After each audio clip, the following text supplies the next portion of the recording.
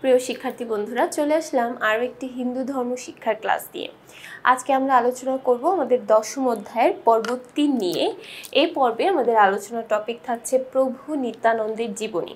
প্রভু নিত্যানন্দের জীবনী থেকে যে বহু নির্বাচনী প্রশ্নগুলো তোমার পরীক্ষায় চলে আসতে পারে সেগুলো নিয়ে আজকে আলোচনা করব।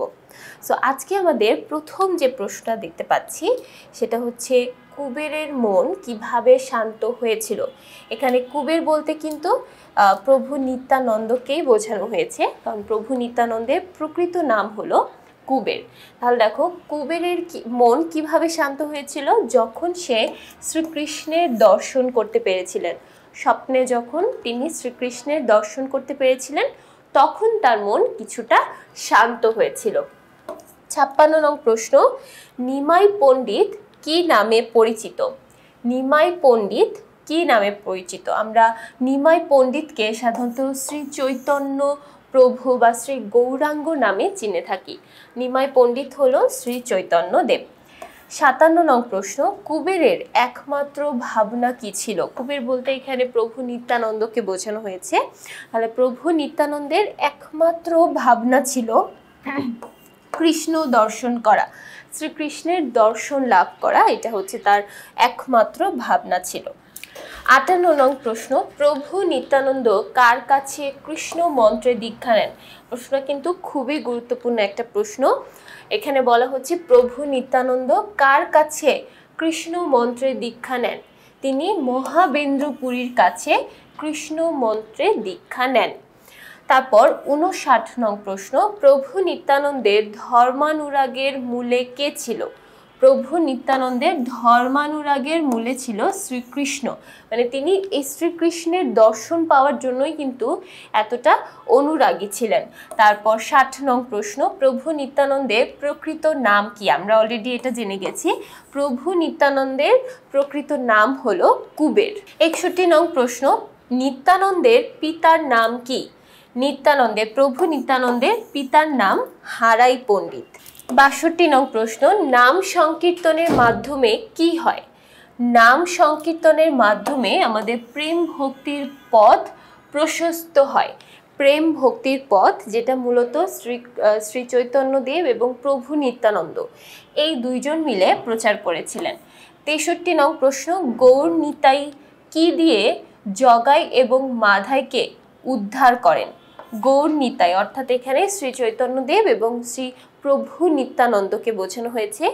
এই দুইজন মিলে জগাই এবং মাধাই নামক যে দুইজন ব্যক্তি ছিল তাদেরকে কিভাবে উদ্ধার করে, তাদেরকে কিভাবে ধর্মপথে নিয়ে আসে? প্রেম ভক্তির মাধ্যমে। 64, প্রভু নিত্যানন্দ কোন দেশে জন্মগ্রহণ করেন? প্রভু নিত্যানন্দ ভারতে জন্মগ্রহণ করেছিলেন। 65 নং প্রশ্ন, প্রভু নিত্যানন্দের মাতার নাম কি ছিল? প্রভু নিত্যানন্দের মাতার নাম ছিল পদ্মাবতী। দেখো, এখানে প্রভু নিত্যানন্দের পিতার নামও ইম্পর্টেন্ট, আবার কিন্তু মাতার নামও তোমার প্রশ্নের জন্য খুবই গুরুত্বপূর্ণ। তারপর 66 নং প্রশ্ন, প্রভু নিত্যানন্দ কি শুনতে খুব ভালোবাসতেন? প্রভু নিত্যানন্দ ধর্মের কথা শুনতে, ধর্ম বিষয়ক বিভিন্ন উপাখ্যান, ধর্মকথা, এই বিষয়গুলো তিনি খুব ভালোবাসতেন। 68 নং প্রশ্ন, 67 নং প্রশ্ন, প্রভু নিত্যানন্দের ধর্মানুরাগের মূলে কে ছিলেন? প্রভু নিত্যানন্দের ধর্মানুরাগের মূলে ছিলেন শ্রীকৃষ্ণ।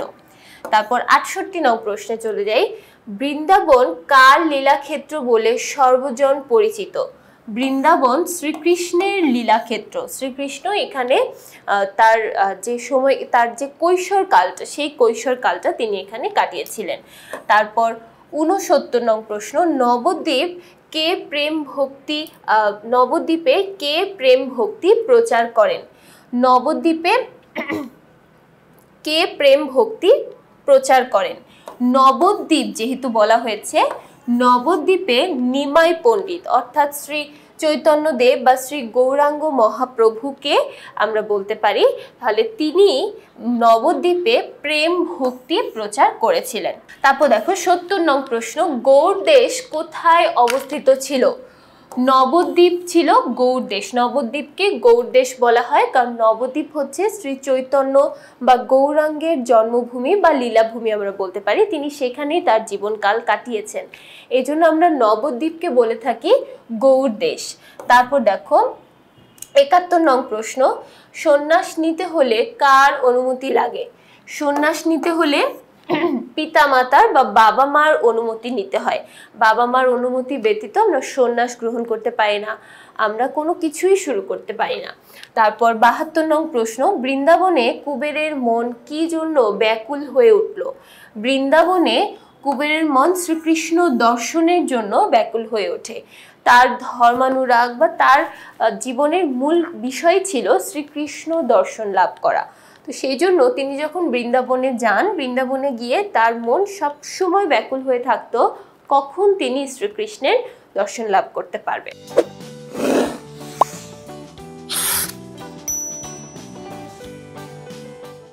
৭৩ নং প্রশ্ন, কার আদেশে কুবের বৃন্দাবন ছেড়ে নবদ্বীপে চলে গেলেন?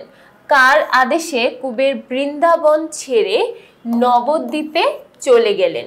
শ্রীকৃষ্ণ তাকে স্বপ্নে দর্শন দিয়ে বলেছিলেন যে কুবের বৃন্দাবন ছেড়ে নবদ্বীপে চলে যাও, সেখানে নবদ্বীপে তার শ্রী গৌরাঙ্গ বা শ্রী চৈতন্য দেবের সঙ্গে দেখা হবে এবং তার সাথে মিলে প্রেম ভক্তি প্রচার করতে হবে।